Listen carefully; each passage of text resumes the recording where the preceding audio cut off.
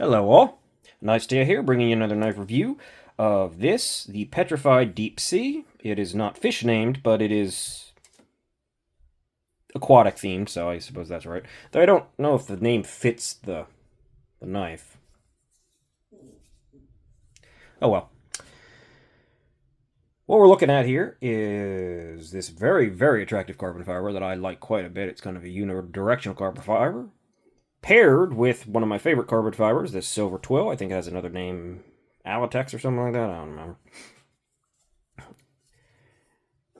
We have a flipper only knife. The clip is not deep carry, but it's okay. We'll talk about the clip. We have a large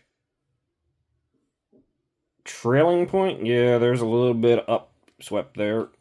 Blade in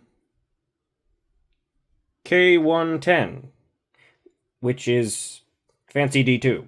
So that's right, this knife, despite the rather attractive and fancy materials, or elevated materials and well executed materials, is in fact a budget knife, which I think is pretty cool.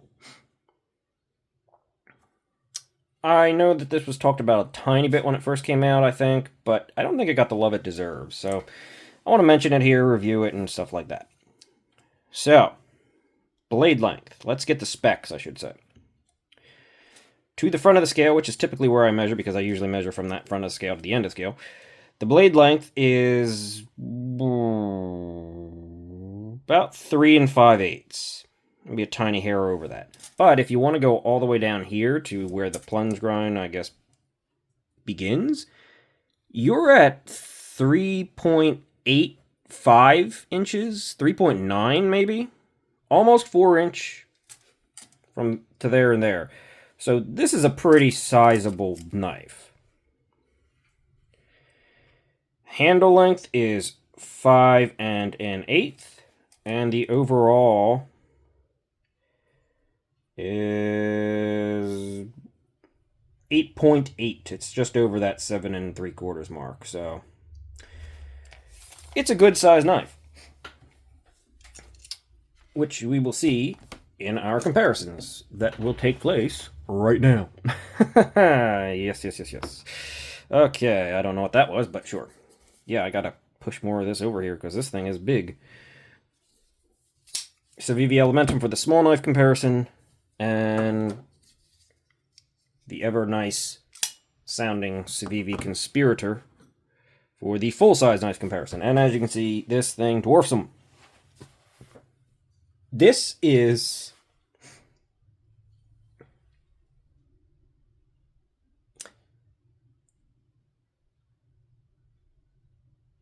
right on my line for large knives. That's the best way I can put it. It's definitely large. It doesn't feel that large, and with that blade being up here, just under 3 1/4.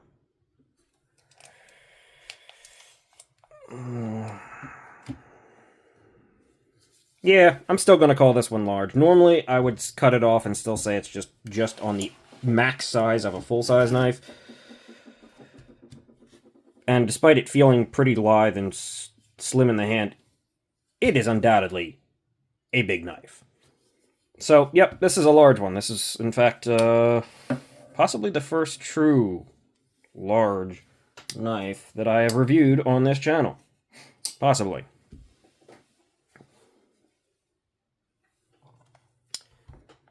Let's get a weight on this thing. It's not going to be super light. 4.9 ounces. So it's basically 5-ounce knife. 9.7, I should say. 5-ounce knife. And that's due to the full steel liners. They have been skeletonized in there.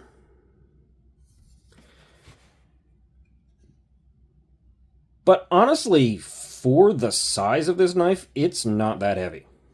It feels good. And the balance is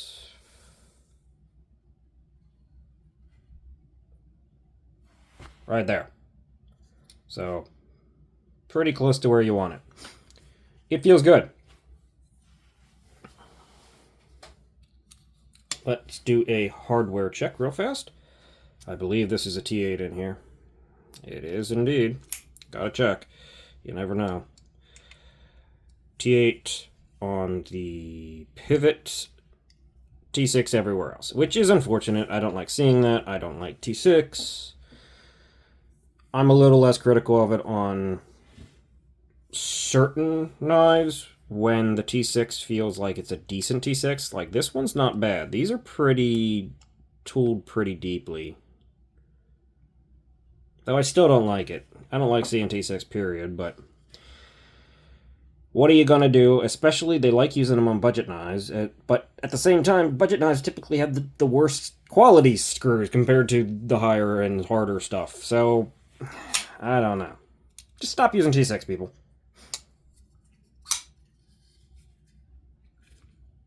Where are those calipers?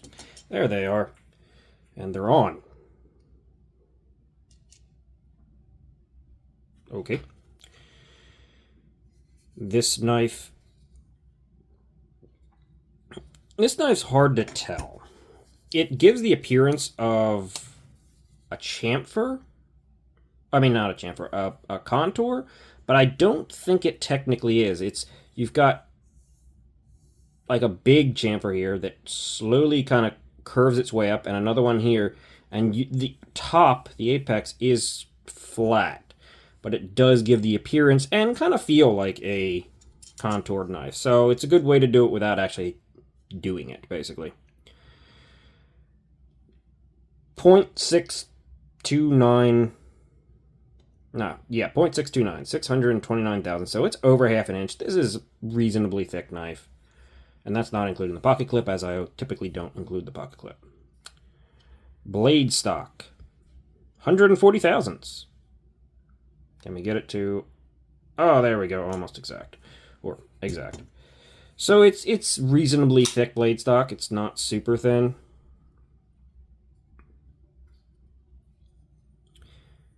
But it does drop and come down pretty darn well. I don't imagine that's too thick behind the edge.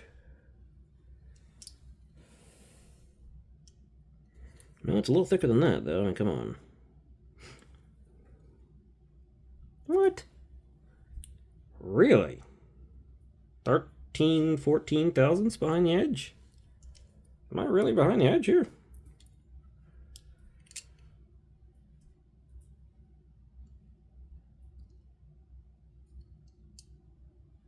Yeah, okay. 13-ish thousandths behind the edge. That is thinner than I even was expecting, honestly. That's quite thin. So this thing drops really nicely. It's tall enough to do it. And of course you get a little thicker out here towards the tip. No big deal. That's a good thing. Gives you some strength there. But back here, it's pretty darn thin. One thing that I wish all companies would do would be listing the degrees per side of their bevels, their cutting bevels, so you know what you're looking at.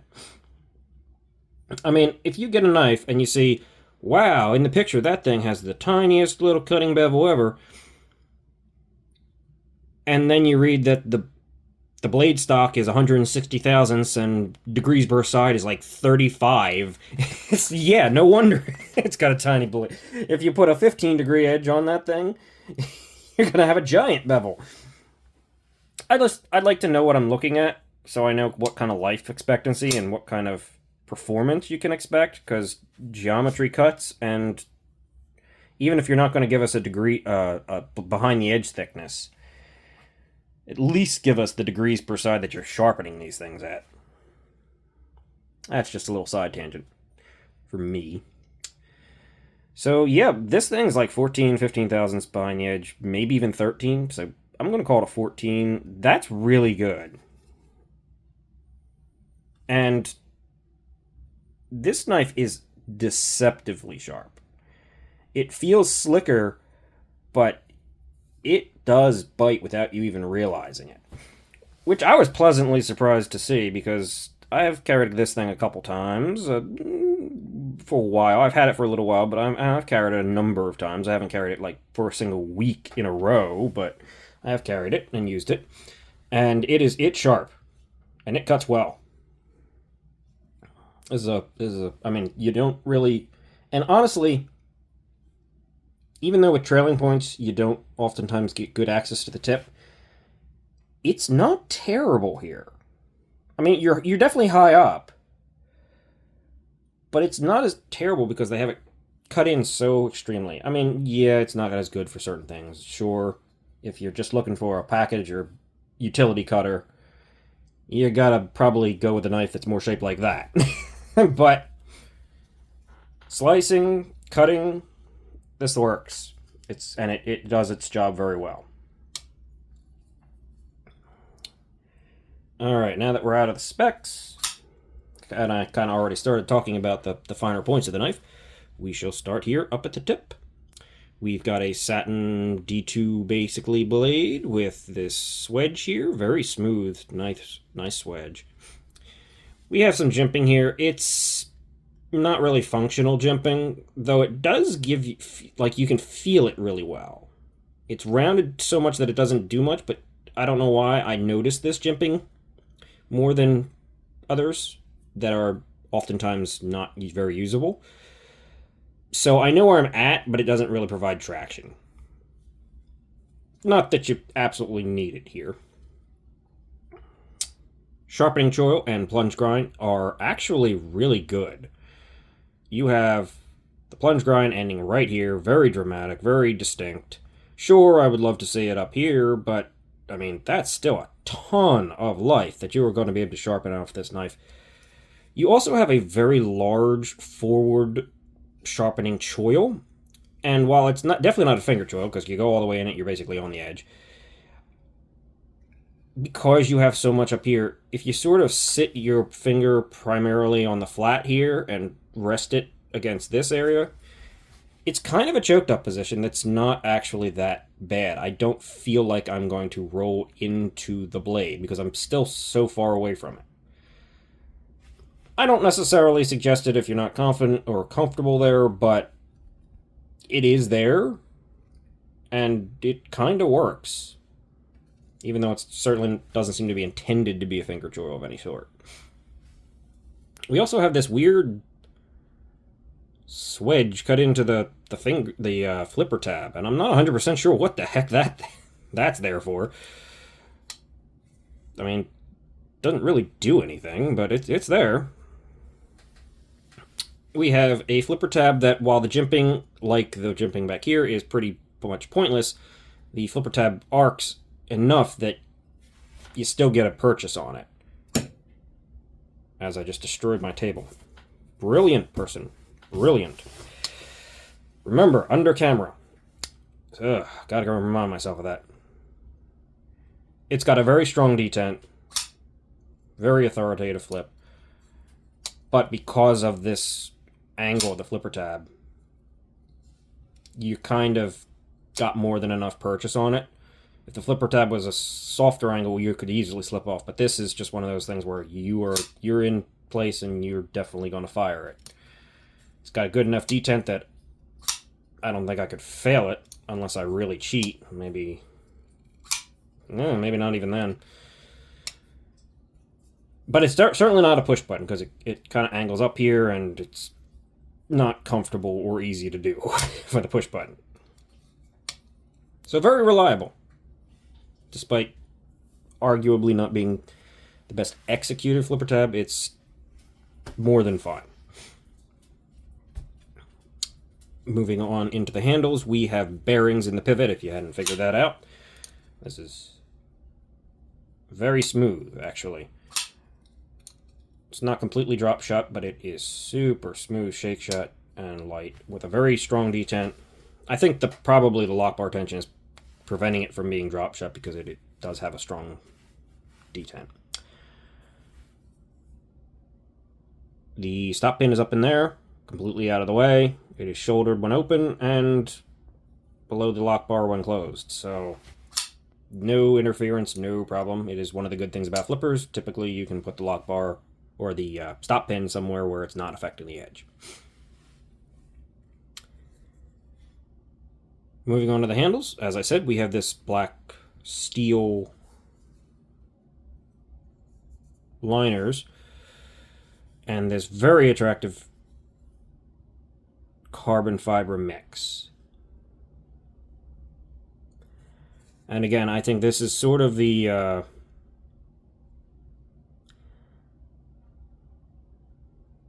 do I want to put it? The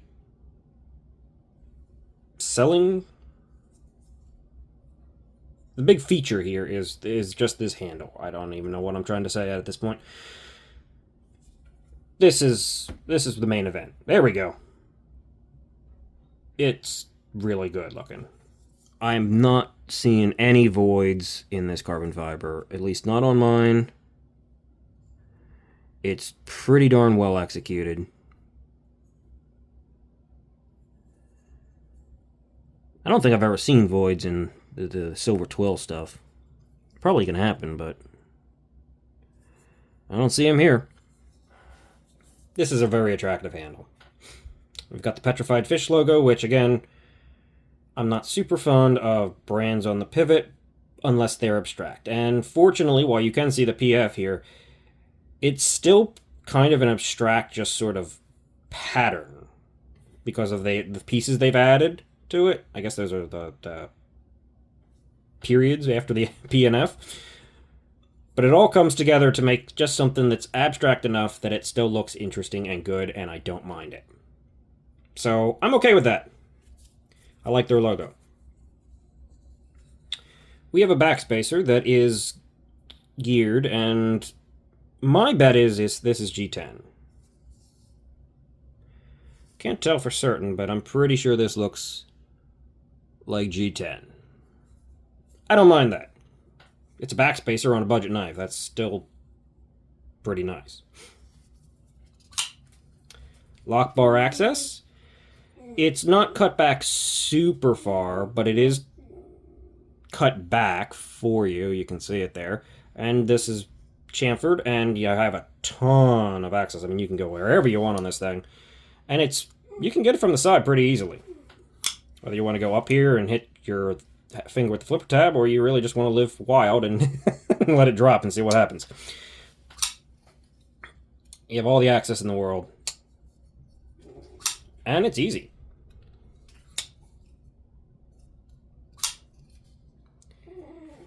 You do have a lanyard hole, if you care. It's there.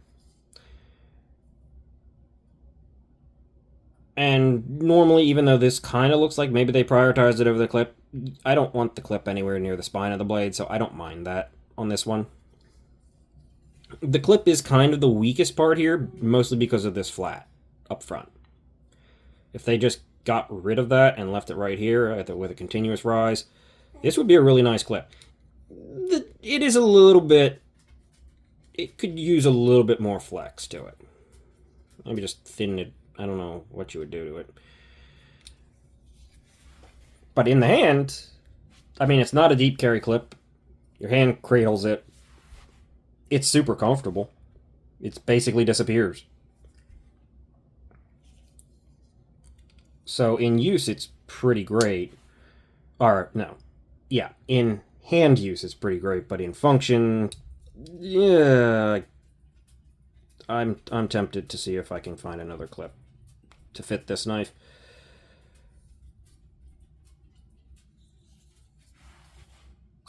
But it's not bad. And as I said, this is a budget knife. Hold on one second. Sorry about that. My list of prices on this thing was conspicuously absent, which I just noticed. So, good knife. Sure, D2 is not corrosion proof. It is not a rust. It is not a stainless steel. It is a tool steel. Would I like to see something else on there? Probably.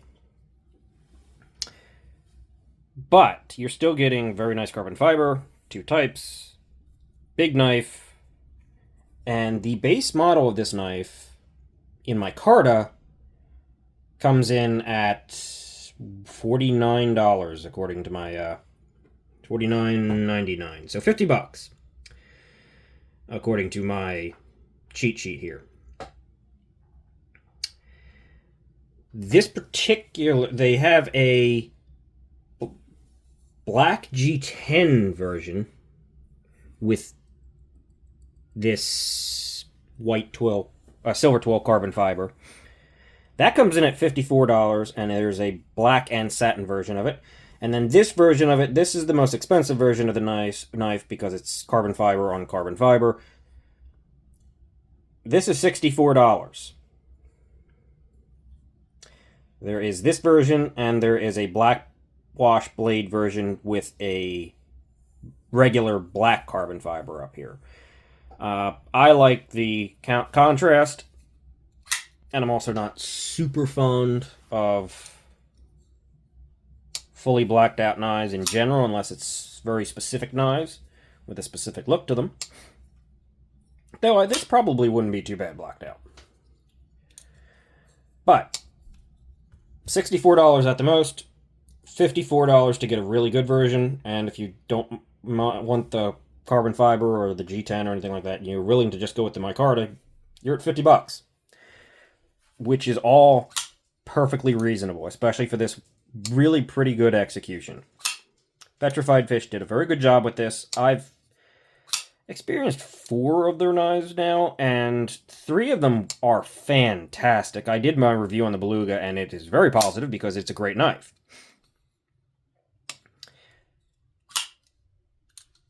The only one I had an issue with was my Scholar, and I think I got a lemon.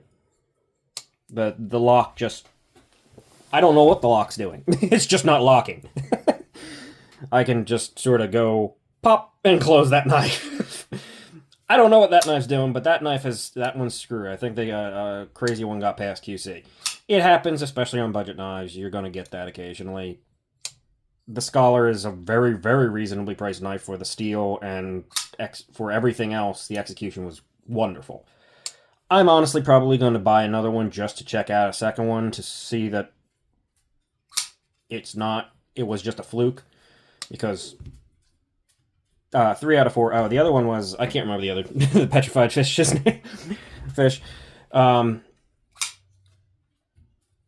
of 4 are excellent, and one's crazy. So I'm going to say that they're pretty good at consistency.